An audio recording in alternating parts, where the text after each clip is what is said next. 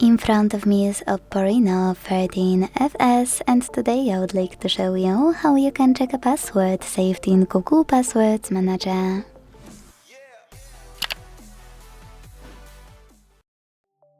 If you can't remember any password that's autofilled on this device, don't worry, you are not the only one.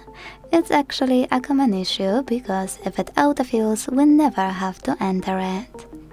So today I will show you exactly where you can find all of your passwords.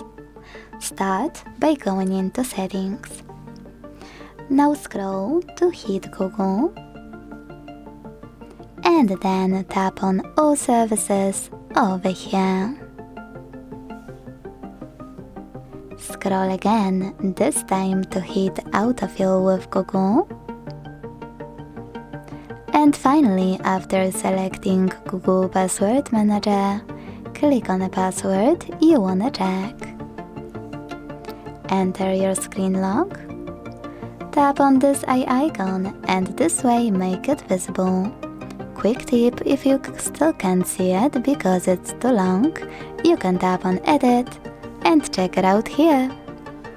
Thanks so much for watching. If you enjoyed this video, leave a like, comment and subscribe.